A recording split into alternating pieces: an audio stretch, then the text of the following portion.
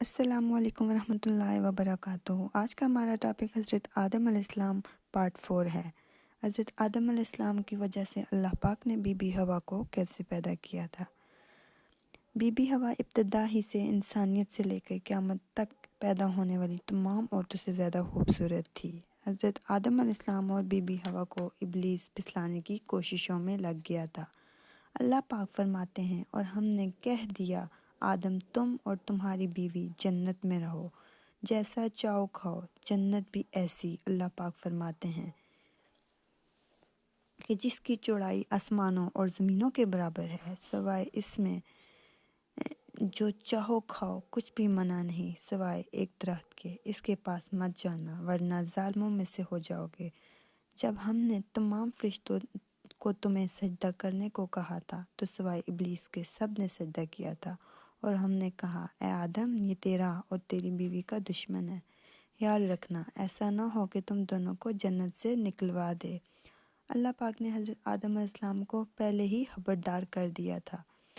بعض آیات سے یہ ثابت ہوتا ہے کہ شیطان کی دشمنی انسان سے ابتدا ہی سے چلی آ رہی ہے، اور یہ بھی ثابت ہوتا ہے کہ جو لوگ کہتے ہیں انسان ابتدا سے ننگا تھا، اس کا قول صحیح نہیں ہے۔ اس لیے اللہ پاک جنت میں بھی آدم علیہ السلام پر لباس رکھا تھا، اور اللہ پاک نے زمین پر بھی آدم علیہ السلام پر لباس نازل کر دیا تھا۔ اللہ پاک فرماتے ہیں اب آدم علیہ السلام کی اولاد، ہم نے تم پر لباس نازل کر دیا جو تمہاری شرمگاہوں کو چھپاتا ہے، لہٰذا آدم علیہ السلام ابتدا ہی سے ننگے نہیں تھے، بلکہ انہیں تو ننگے پن کا علم ہی نہیں تھا، نہ ہی ان کی بیوی کو برہنہ ہونے کا علم تھا۔ اللہ پاک نے حضرت آدم علیہ السلام کو بہت سی نعمتوں سے نوازا تھا۔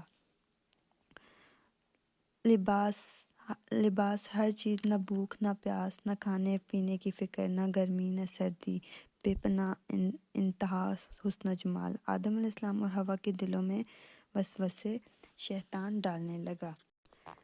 حضرت آدم علیہ السلام اور بی بی حوا کے دلوں میں وسوسے ڈالنے کے بارے میں قرآن میں بھی ہے۔ یہ وسوسہ اس نے ان دونوں کو طمع دلوانے کی صورت میں پورا کیا ہے، اور اس طرح شیطان ان کو طمع دلاتے ہوئے اس بات کا یقین دلانے کی کوشش کرتا رہا کہ اس درخت کے پھل کو کھانے سے کبھی نہ ختم ہونے والی زندگی ملتی ہے، اس لیے تمہیں تمہارے رب نے اس کو کھانے سے منع فرمایا ہے۔